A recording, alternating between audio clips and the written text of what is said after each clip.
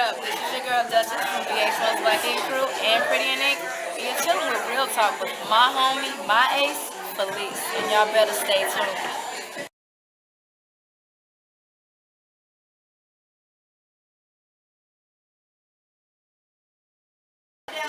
Hi, this is Felice Hightower, Real Talk with Felice, and today I am at Pretty N Ink's Day of Pampering for the Salvation Army. Today there's going to be a host of events for 10 blessed young ladies in the Charlotte community.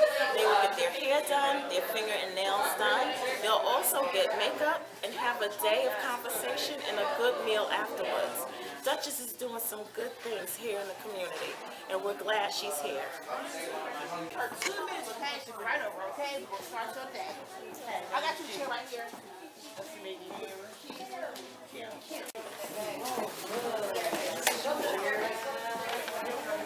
So this is your shop? No, this isn't my shop. This is Dutchess' shop.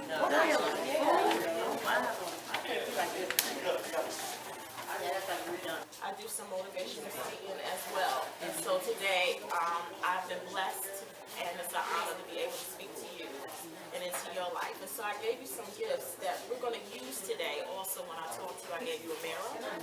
And I also gave you a gratitude journal. And that's okay. But you got to have some type of foundation of faith. Something bigger than you that you can depend upon and look to. That'll hold you accountable. When I was down and out, didn't know where my food was coming from, where the hell I was going to pay the rent or anything like that. When I looked to the hills from which comes my help came from him. And he never, ever, ever once let me down.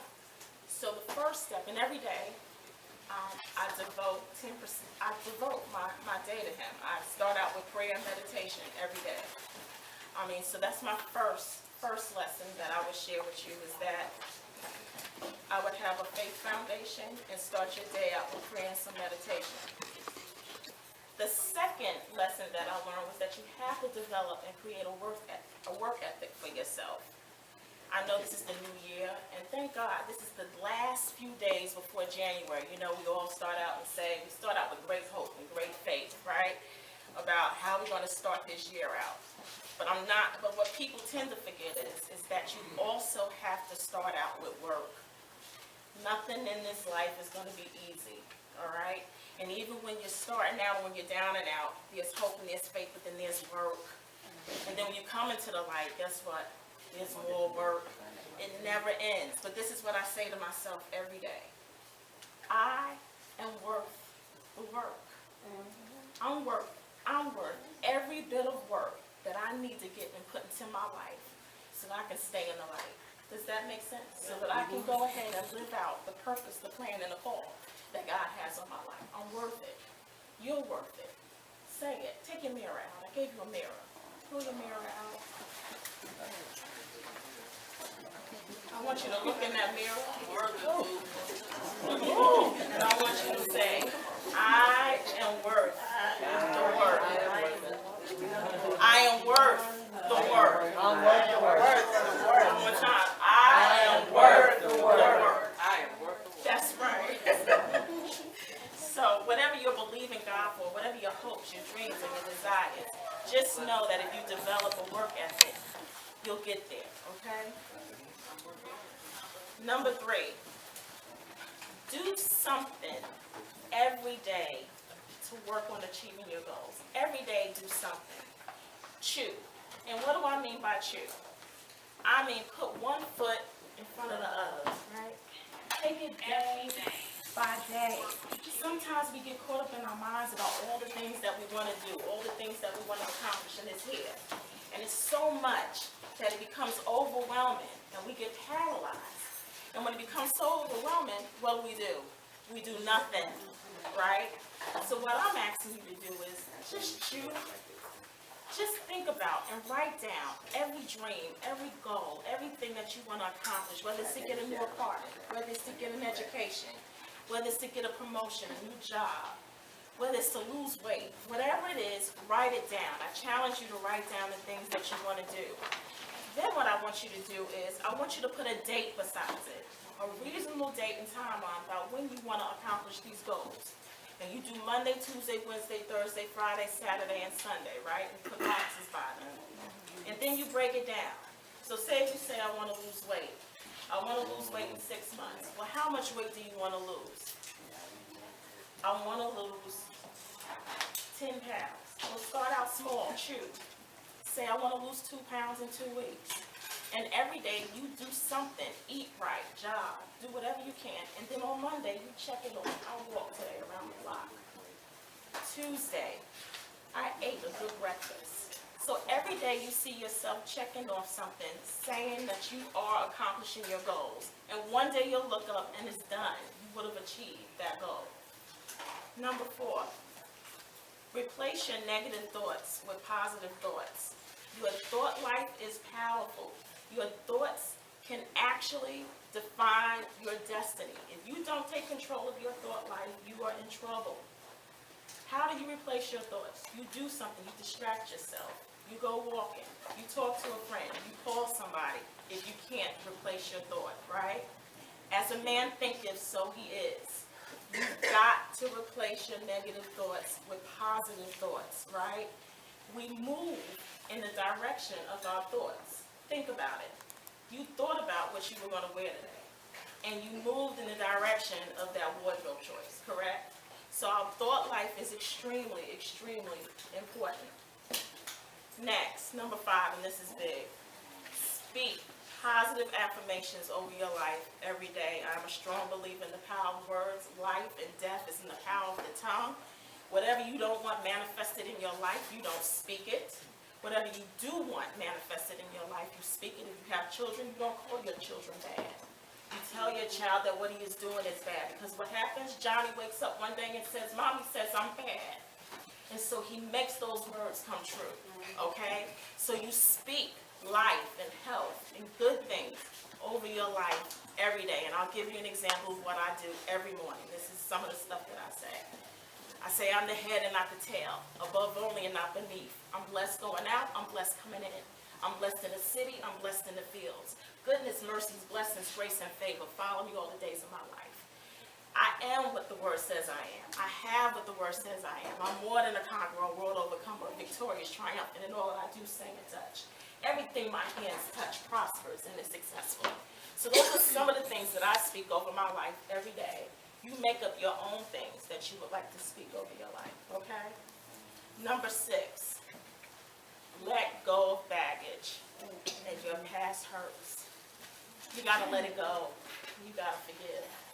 Can you imagine if you could visualize all the baggage and hurts and the traumas and the abandonments and the hurts and the pains that you've been going through when they were 5-pound sugar bags on you? If you could look at it and see that physically in your mind, you couldn't move. It would paralyze you. But you got to drop those bags. You got to let them go, right? You got to drop them. When you drop them, what does it do? It frees you.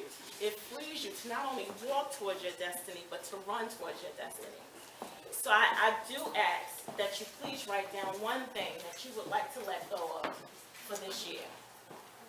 One thing that you want to get rid of and not look back on, okay? Lesson number 7, give back.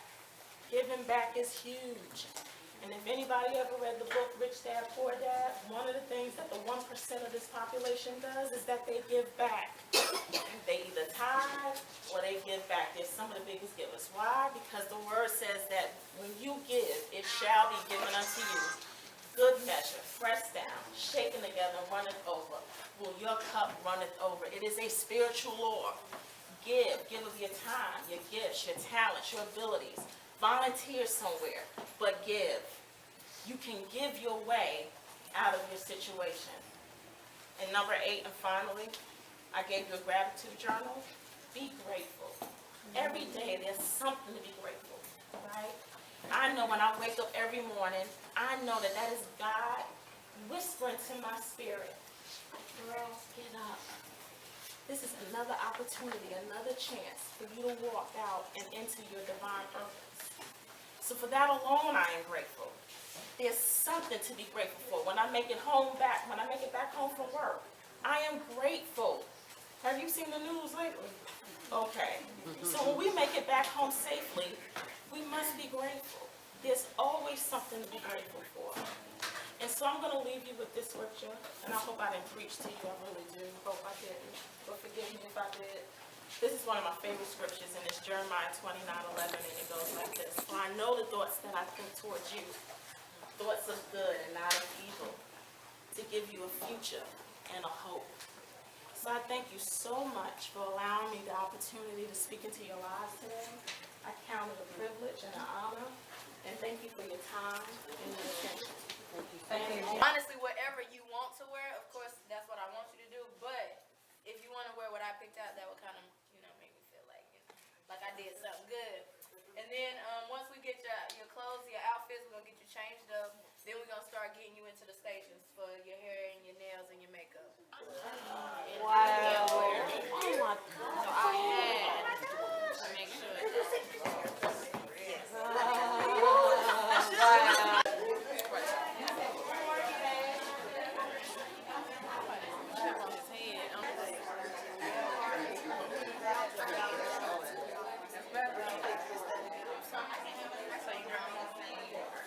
I ain't trying to hear it.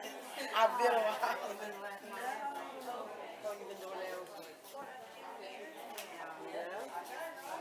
Pretty in Inks Pampering Spa Day for the ladies of Salvation Army. So tell me, Dutchess, what was the motivation behind this?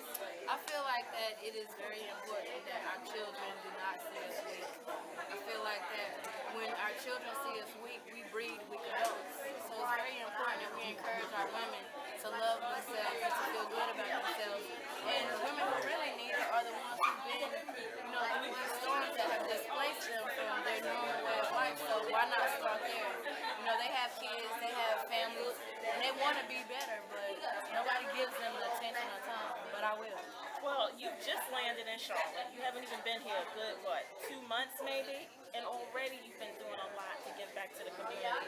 Is this who you are?